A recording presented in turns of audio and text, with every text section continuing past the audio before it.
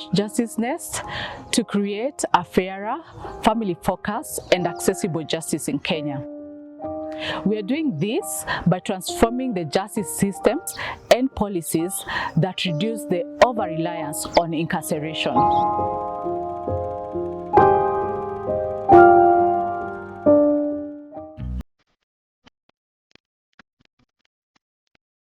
I am Miriam Wachira. I'm an advocate of the High Court of Kenya with 17 years experience in the justice system. Law to me is a calling. While in high school I wanted to be a doctor, but when my letter came from the university, I'd been called to study law. So law for me is a calling. During my campus days, I volunteered in prisons doing legal aid camps, and I could see how the inmates really listened to every word I said. They hung on it, and this affirmed to me the power of the law. After campus, my first job was as a child victims advocate. In this job, I supported child victims and their families who are going through the justice system.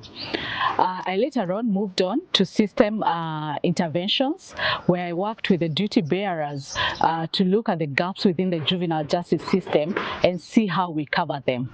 It's during this period that we developed and started the implementation of the through and aftercare guidelines for children within the justice system. I later on moved to a very interesting time of my career, being a juvenile defense counsel. This was a very fulfilling job, seeing how I was able to work with children to defend them, support their families.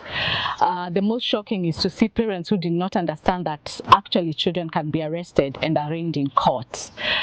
So during this time is when we had the first Children's Service Week in the country. It has now become an annual event. I then took a sabbatical to study for my LLM in human rights, and when I returned back to Kenya, I went back to Access to Justice. I worked in prisons, training prison officers and inmates as paralegals, and in return they would offer those services to the fellow inmates.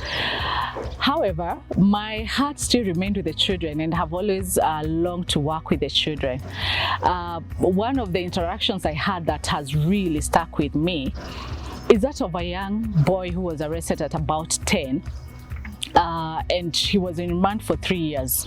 Unfortunately, the system only saw the offense he had committed. Nobody looked at the circumstances surrounding his case. He was terminally ill. I represented him after spending 3 years in the remand, and he was released. Unfortunately, 2 weeks after he's released, he passed on. The other one is that of a young lady, girl actually. She was 17 years old. She was heavily pregnant. She was 8 months pregnant, and she was already a mother. She had another child who was 1.5 years. When she came to the court, I was appointed as the advocate. Looking at the charges, I could tell they could not hold much water because what she needed was assistance.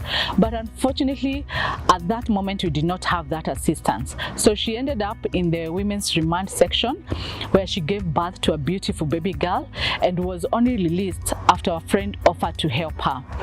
These cases have really stuck with me and has been a guiding light in what I do, and that is what has inspired the establishment of Justice Nest. When you look into our prisons, 90% of the women in prison are single mothers. It begs the question, who is left to take care of their children? At the same time, about 90% of the whole prison population does not have access to legal counsel or legal advice. This has informed our programs, one being a diversion program for mothers and children so that they stay at home where they belong and to take care of the children. The other program is the paralegal program, so that we train prison officers and inmates as paralegals, and they in turn offer legal services to their fellow inmates. Thousands of families are disintegrated by the criminal justice system. You and I can change this narrative. Come be part of this journey by supporting, advocating, and volunteering with us. Together, we can make the justice system fairer, family-focused, and accessible. Every family and individual can access the justice they deserve.